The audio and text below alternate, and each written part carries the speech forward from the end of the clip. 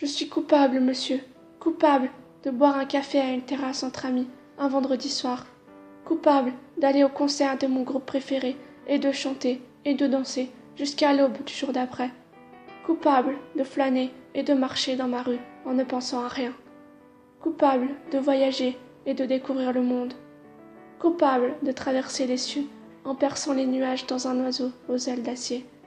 Coupable de contempler ces étincelles de couleurs illuminant le ciel de mille et une lueurs.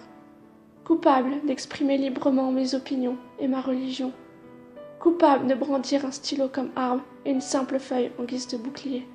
Coupable d'aimer mon pays et de défendre ses valeurs, de chanter mon amour pour la liberté. Oui, monsieur, je l'avoue, je suis coupable, mais je dois confesser un crime encore plus grave.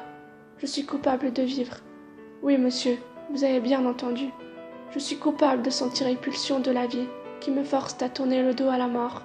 Je l'avoue, monsieur, qu'elle hante mes jours et mes nuits, qu'elle me suit telle une ombre envahissante.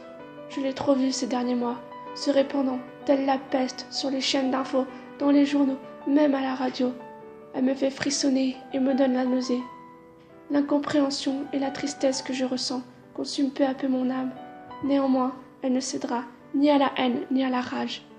Oui, monsieur, je vous le dis, je suis coupable de bon nombre de crimes que vous jugez impardonnables. Mais celui-ci, vous ne pourrez me le reprocher. Je ne céderai pas à la peur et je continuerai de m'exprimer. Je continuerai de vivre, tout simplement, car en dépit de tout, je reste un être humain. Vous aussi, monsieur, vous l'avez été un jour, souvenez-vous. Vous aussi, vous avez été cet enfant que vous avez sauvagement écrasé alors qu'il contemplait le ciel s'embraser ce jour d'été, sous le regard impuissant de ses parents, qui, hébétés et choqués, suppliaient qu'on leur rende leur bébé. Vous aussi, vous avez été cet homme que vous avez poignardé, car il ne partageait pas votre pensée. Quant à cette femme, avez-vous pensé à remplacer son visage par celui de votre mère ou encore celui de votre sœur? Vous savez pertinemment que j'ai raison. Alors vous tentez de justifier vos actes en affirmant que c'est Dieu qui vous les a soufflés. Mais quel Dieu sera assez cruel pour insuffler de telles idées? Vous m'accusez de vivre, monsieur? Eh bien moi, je vous accuse de faire l'apologie de la mort en maudissant la vie. Je vous accuse d'avoir l'âme souillée par le sang d'innocents que vous avez versé. Je vous accuse de vouloir répandre la haine comme une traînée de poudre. Mais monsieur, je vous le demande, qui êtes-vous pour décider ainsi de la vie et de la mort? Qui êtes-vous pour envoyer une âme innocente rejoindre les cieux? Qui êtes-vous pour éteindre ces étoiles qui faisaient scintiller les yeux de cet enfant, pour le priver de son insouciance, de son innocence, de son enfance et du souffle de la vie qui faisait battre son cœur? Si vous êtes capable d'obéir aussi aveuglément à la haine, de voir la mort se répandre dans le cœur de ceux que vous touchez, alors monsieur, je suis au regret de vous dire que vous avez perdu toute trace d'humanité. Aujourd'hui, je pleure ces âmes envolées trop tôt, ces corps vides de vie, ces familles dévastées par le chagrin et par le deuil.